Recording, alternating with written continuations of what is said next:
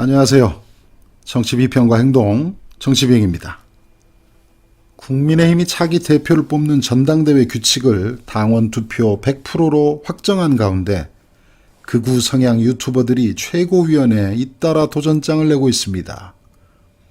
유튜브 채널 신의 한수를 운영하는 신혜식 대표가 최고위원 출마를 준비 중이라는데요.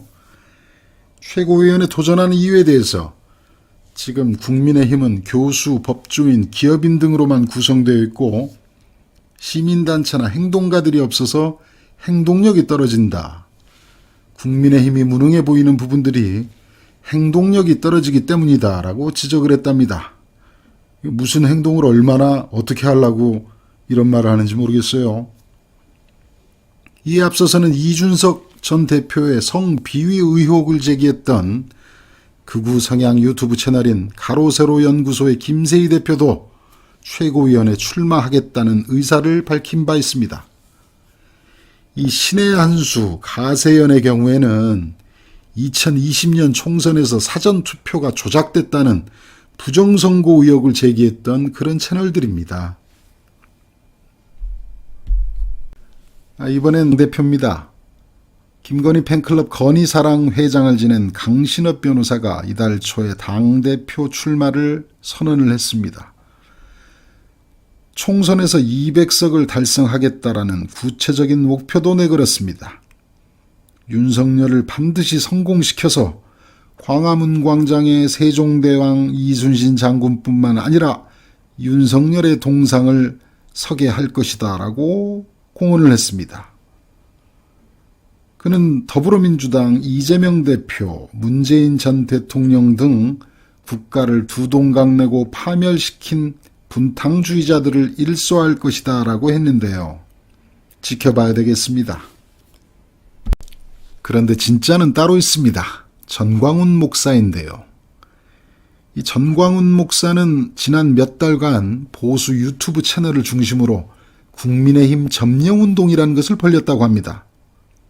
전 목사는 우리가 다음 총선에서 200석을 확보할 경우에 제2의 건국을 할 수 있게 된다며 총선 승리의 로드맵도 제시를 했습니다.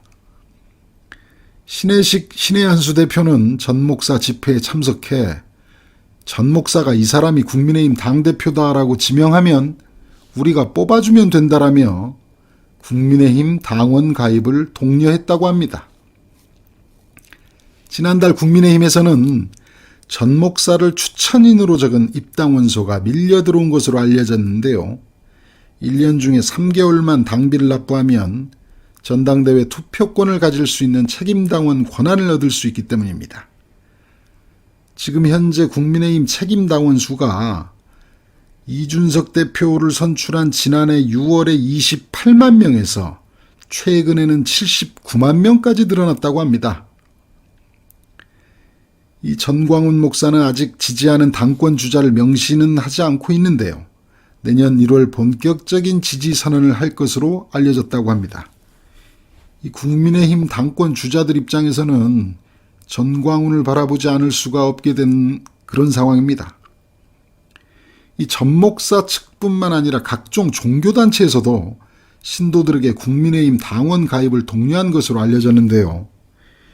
이 당원 투표 100%로 전당대회 규칙이 바뀌었기 때문에 특정 세력이 전당대회 투표에서 변수가 될 수 있다는 그런 우려를 충분히 할 수 있는 상황입니다. 그나저나 어쩌다가 국민의힘이 이 지경이 되었을까요? 극우 보수 세력이 최고로 활개를 쳤던 황교안 대표 시절에도 이 정도는 아니었던 것 같은데요. 보수 유튜버, 보수 언론, 보수 논객들의 얄팍한 칭찬과 지지에 윤석열은 놀아나고 있다고 밖에 볼 수가 없습니다. 어리숙한 윤석열을 부추겨서 자신들의 이익을 취하고 결국엔 대통령을 버릴 것이 뻔한데 말입니다. 사실 윤석열 정권과 집권 여당이 하는 짓들을 보면 이 민주개혁 세력에는 크게 불리할 것이 없습니다. 하지만 이 윤석열의 실패와 추락을 바라기에는 국가의 운명과 국민의 삶이 너무나 위태롭습니다. 지금 윤석열을 둘러싼 인간들은 본래 윤석열과 정치적 이념이나 신념을 나누며 형성된 관계가 아니지 않습니까? 단지 그들의 정치적 이익을 위한 도구로서 윤석열을 사용하고 있을 뿐입니다. 극우 꼴통 보수 세력이 아니면 기댈 곳조차 없는 윤석열. 대통령은 천공만 바라보고 국민의힘은 이제 전광훈 목사만 바라봐야 할 지경입니다. 지금 같아서는 정말이지 강신업 당대표, 신혜식, 김세희 최고위원이 불가능한 것도 아닐 것 같습니다. 그나저나 요즘 주옥순이 안 보이네요. 여성 최고위원으로도 추천할 수 있을 것 같습니다.